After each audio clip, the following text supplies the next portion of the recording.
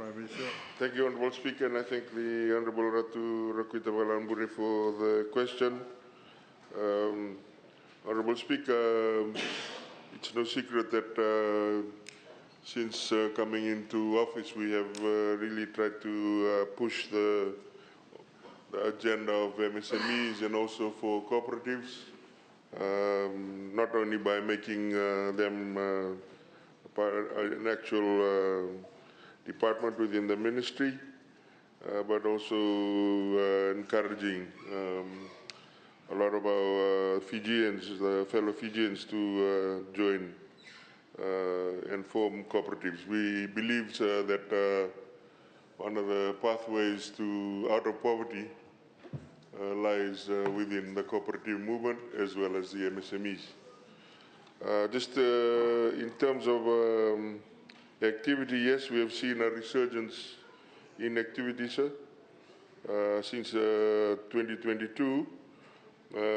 In the year 2022, just in terms of awareness, we conducted 182 sessions in awareness.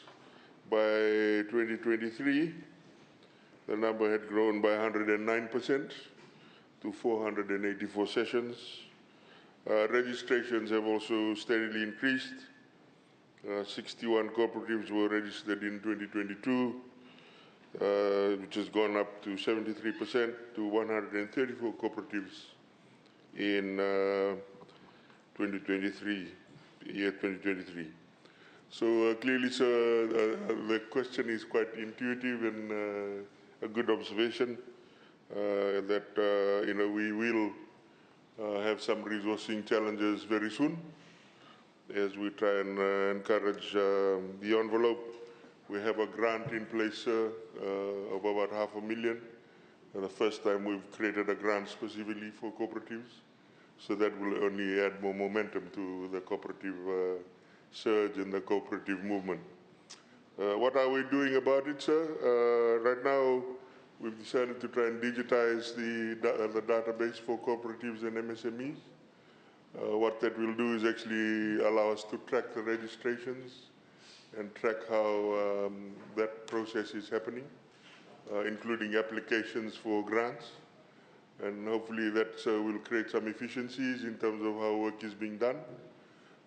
Beyond that, sir, I'm sure the Honourable Minister for Finance will probably be half expecting some knock on the door, some additional resource next year, because certainly, sir, there is some serious investment going into the movement.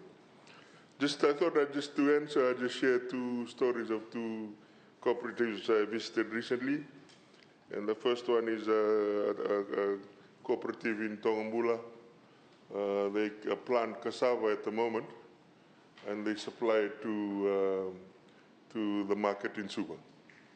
When we presented the assistance, they actually got very emotional because they had been waiting for 4 years for their tractor. That tractor will actually double their production.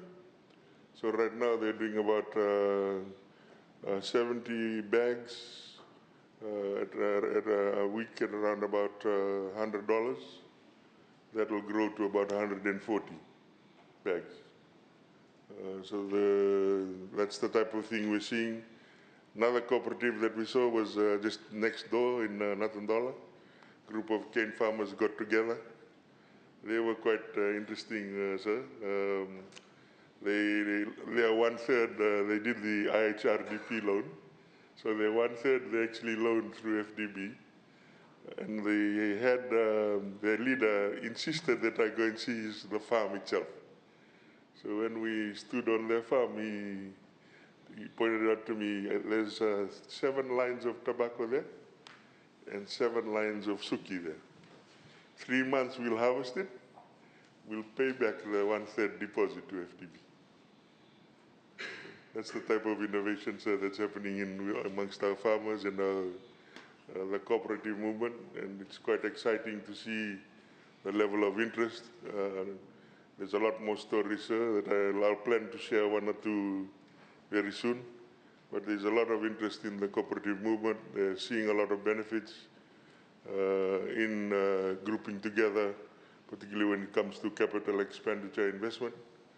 And we'll certainly continue to encourage it, because we certainly can see a way of creating another pathway for poverty, which is high on the People's Coalition Government agenda, sir. Thank you. Daka, we'll move on. Yes, Honorable Koya. Just a quick question to the Honourable Minister. With respect to the cooperatives, some of the older cooperatives, are we actually, from the ministry, encouraging them to enter the export market because of the amount of things that are in demand offshore, especially local products that we know are in demand in Australia and New Zealand, and we've created the pathways for it, but we're not actually exporting? Are they being put onto it that this is a particular product that's required and they can actually get more out of the ministry with respect to getting that done? Yeah, thank you, Honourable Speaker, sir. Through you, we are encouraging cooperatives where they are farmers particularly to look at various markets. I know for a fact, sir, that at the moment there's shortages in dalo and cassava in New Zealand and also Australia. And so those are markets that are readily available. I actually just in a couple of 2 years ago, before I joined politics, I encouraged a group in Lamaiviti to start selling to through an exporter here to Sydney, and they do tausala, and it's very successful. Traditionally, they used to only sell the ndala to Suva. So there are a lot of opportunities like that, and we'll continue to push them along and encourage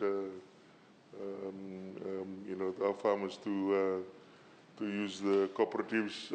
On a side note, we work very closely with the Ministry for Youth and also the Ministry of Agriculture in terms of pushing the cooperative agenda, and also the Ministry for Women. We actually, in the Tauke Ministry, sometimes we actually, because of the shortage, we leverage off their resources well to get the awareness out. So, as Honourable Koya correctly pointed out, there are some low-hanging fruit that we flag now and again.